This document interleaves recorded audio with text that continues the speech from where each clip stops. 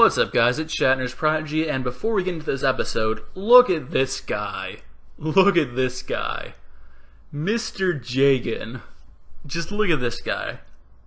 So, my hand's pretty terrible. I could have made a Reagan, I think, if I would have gone first, but that's just out of the way. He asked me how I got my picture, and then proceeds to set 2 and summon out Tiger King Wagnu.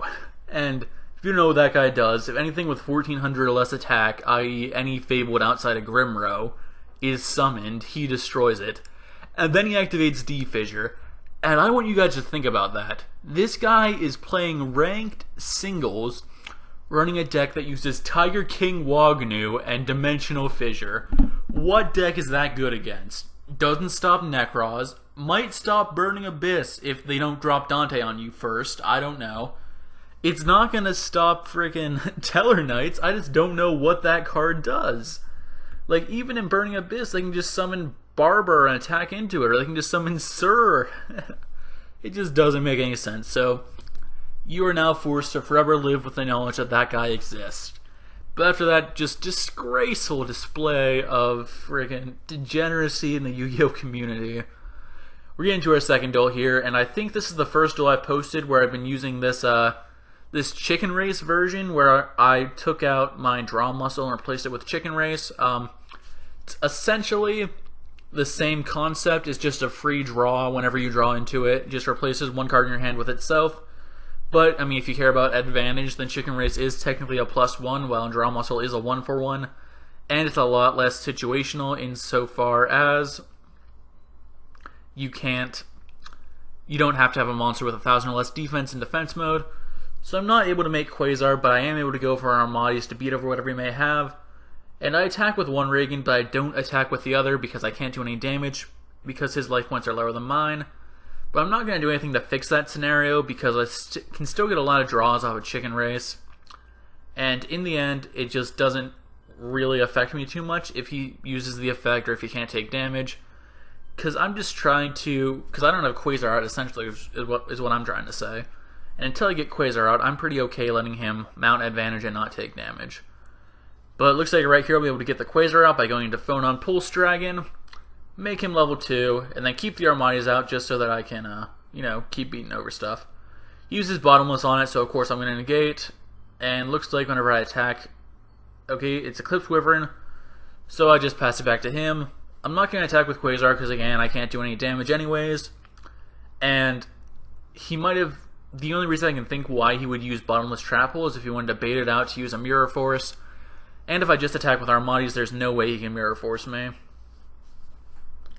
So I pay 1000 to destroy Chicken Game so I can start doing some damage. And I go to attack. I attack directly twice with Quasar, and that's game. I say GG, GG, nice deck. And he scoops it up playing some Chaos Dragon type deal, and it looks like, yeah, he was playing Magic Cylinder.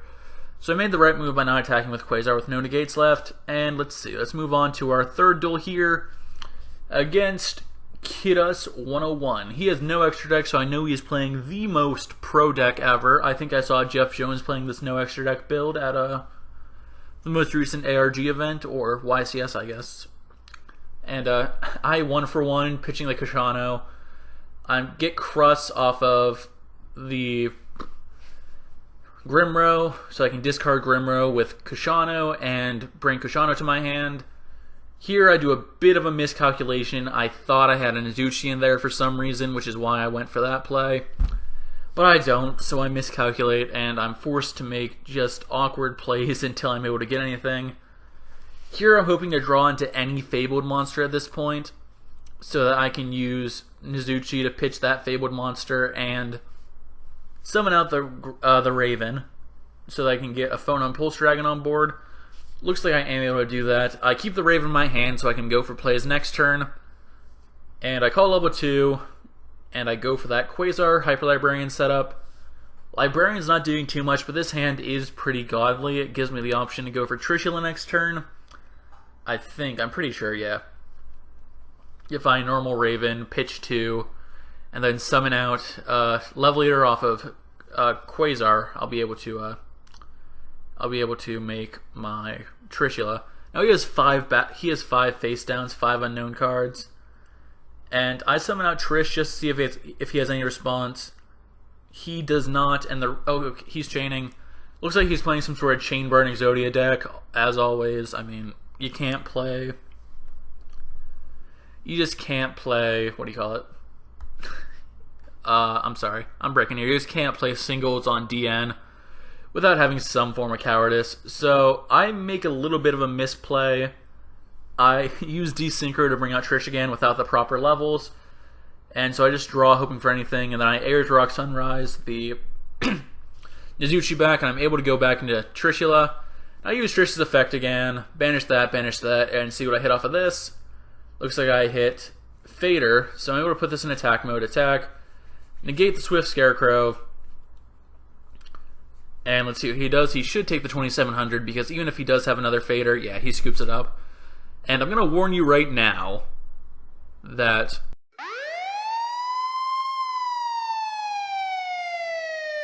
I think the Resident Sleeper warning says it all. I mean, yeah, this duel is going to be the rest of the video. So, I think this duel is going to take like 4 minutes at 3x speed. So, strap yourselves in for the long ride, guys. This guy's playing Arrow Mages. And he summons Lone Fire and is able to get anything from his deck that he wants. Super fair, I assure you. This one, if you gain life points, you can draw a card. And it gives you one additional main phase if his life points are higher. One additional normal summon in your main phase if his life points are higher than mine. He sets forward like a true hero would. And I'm just going to attempt to go off and ignore the back row as I always do. I'm just going to try and make black rows and hope he doesn't have anything. Worst case scenario, he has a breakthrough skill or Fiendish Chain, and I just went neg whatever. I'm not going to calculate the advantage, neg 3. So I summon the black rows. Of course, this guy has his walls of back row. Freaking black brother over there, Jon Snow, up on the wall, just staring me down. And he activates this card, which it allows you to pay 1,000 life points and add one aroma monster from your deck to your hand. Which doesn't matter because he is just so cowardly that he can just gain life points infinitely. And all my black roses and all my everything is just adding to his increase in life points. And he declares every single card effect, by the way, which if you wanna make me salty, declare every card effect. Just, yeah, he misplays a little bit. He should have used Aroma Garden to draw an extra card and then like normal summon something else, then use the extra normal summon to bring out that guy. So he'd still have some damage and would still be able to get some pluses off of the draw. There, I pull up Cavalry's chat to see if he's on. And yeah, he adds another Jasmine to his hand, and it's essentially over at this point. He still has 3 back row, and I just can't do anything, man. This guy's such an MLG pro, managed to completely lock me down. There's not even a viable synchro play I can make at this moment. I think I'm going to try and go for Reagan to see if I can maybe do something. So he's a bit confused on how math works, and his guy's at 2,400. He gains 1,000 because he has higher life points, and he gains 500 from Aroma Garden, which puts him up to 3,900. And I have 3 beasts in my graveyard, which reduces him by 600.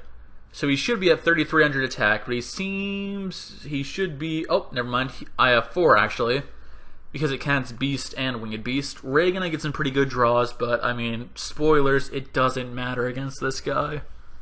It just doesn't. There's just some situations where you just can't do anything, and this is one of them.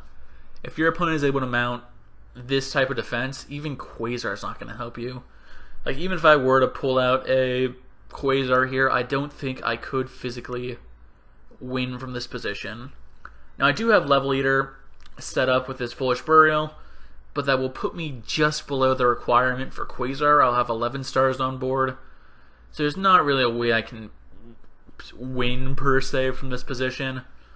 I'm hoping to rip something wonderful off of Formula, but he compulses me, which, I mean, I guess even if I had everything go perfectly well, I would have just lost the compulse. Anyways, whatever. You saw this guy use those MLG pro tactics to beat me. Hats off to you, man. Mr. Freaking Black Brother, The Crow. Good game, man. Anyways, hope you enjoyed. See you next one, Friday, hopefully. Carry on my wayward son. There'll be peace when